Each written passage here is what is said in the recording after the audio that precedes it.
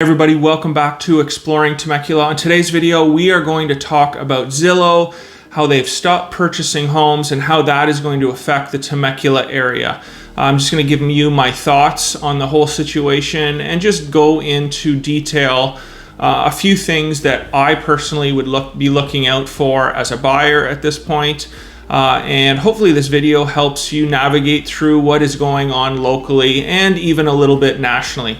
If you're interested in Temecula, make sure you subscribe to our channel. We do 2 videos a week, just simply, about the housing market, what's going on in Temecula, neighborhoods in Temecula, and really this channel is for everybody thinking that they might want to relocate to this area. We also have home searches in every single one of our descriptions now in the YouTube channel. And if you need a home value, we are also licensed as an appraisal company here in Temecula. Let's get into the video.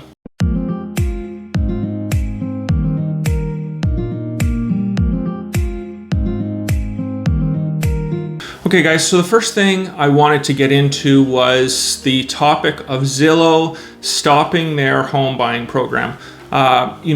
In Phoenix now, supposedly, through these articles, they are losing on 93% of the homes that they're purchasing. And if you're not familiar what Zillow has done or has been doing over the last few years, a lot of times they'll just purchase a home, give the seller a great offer, cash offer, close quickly, really terms of whatever that seller wants, close on the sale, and then 2-3 weeks, a month later, list it for $30,000, $40,000, $50,000 above what they just bought it for. Well, that is starting to backfire, and of course, with all the data that they have, and of course with all of their models, I am sure that they're starting to lose money, and that's the simplest way to explain why they stopped purchasing homes, in my opinion. One of the things that, regardless of what I think about Zillow, regardless of the programs that they have, regardless of how I think they might manipulate the market, bottom line is they have a database probably bigger than anybody in America on what exactly is going on with the housing market. So one of the reasons they're not only selling or they're not only stopping their purchasing of new homes, but they're also trying to liquidate their inventory. Now, what is that going to do to the local housing market here in Temecula? Well, first off, I did a search on the MLS and I really couldn't find anything that Zillow has purchased and resold here in the local market. So, I'm sure they're more prevalent in other markets around America. I just don't see very many Zillow listed properties in the Temecula area. Again, I did an MLS search over the last 2 or 3 years. I've never done an actual deal with Zillow in the local market. But the reason I want to bring this up and correlate it back to the local market is that Zillow, again, going back to the data that they have, with the West Coast and pockets of the East Coast, I'm sure I'm not going to talk about the East Coast, but one of the things that Phoenix, Southwest, Arizona, California, and Nevada have are the highs and the lows in the housing market. And that can be very beneficial to people. You can buy something at $300,000 and 5-6 years later, it's worth $600,000. The Midwest, and there's a lot of other places in America that you just don't have those huge swings. And probably what's happening is we're hitting near the top of the market in many of these southwestern areas. And Zillow is starting to lose money on the resale of some of their homes.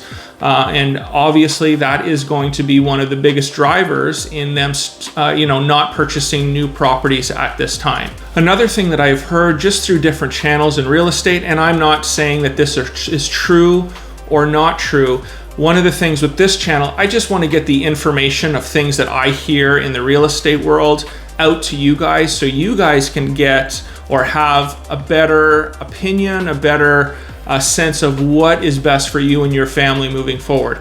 But supposedly what Zillow was doing in a lot of these markets is overpaying for one home, and again, this makes sense to me. So let's just say they have a pocket of 1,000 homes in Phoenix, and they go in and a home is listed at $500,000 and they offer $540,000 cash for that property. So there's no appraisal. They close at $540,000. Well, then what happens is all the other 1,000 homes, and maybe they own 10 of them, maybe they own 15 of them, I don't know. Well, that's the new comp for that area. So if something closes at $540,000 and they own a home that they just paid $480,000 for, they can turn around and relist these properties at that higher price point. Now, is this happening? I don't have the data that Zillow has, and I don't have the in-depth insider knowledge if that's what they're actually doing, but I have heard on several occasions from several agents in their local markets that has been happening. So that is something that, of course, when I talk about, I'm not necessarily a Zillow fan, and how they could be as a company manipulating the housing market, whether it's good or bad, you can decide on that, but definitely something that they're able to do with their deep pockets. Now, moving forward locally, I haven't really talked about, what I think is going to happen, just because I'm not smart enough and I don't have the data, and everything that the retail investor seems to think moving forward, they're the ones that always get left behind. So I just take it from both sides and hopefully, give you some knowledge in the way that I might be thinking as a local real estate agent. So first thing I wanted to get into, the homes are really high. I can agree with that. The home market is going to stabilize. I totally agree with that. Now, are we going to see a catastrophic drop in the housing market? That's something that I'm not going to sit here and say yes or no to, but a few of the things that a lot of people contradict this, or they disagree with a huge housing drop like we saw in 2008. Everybody knows 2008, a lot of it had to do with lending money to people that shouldn't have got loans. In this current market we're in right now, homes are still selling 6 to 10 days on the market. There's still very low inventory. So, and then on the lending side of it, everybody in a home right now is qualified and can make that payment.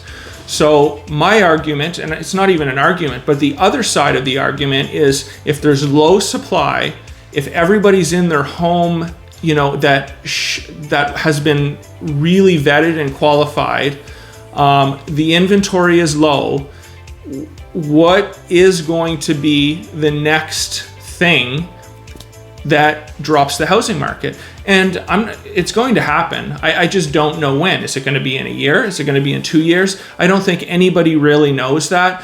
But things like Zillow stopping purchasing homes is an indicator that A, they might know something that we don't, and B, you should be following the people that have the most data and the most money invested in the real estate market in America.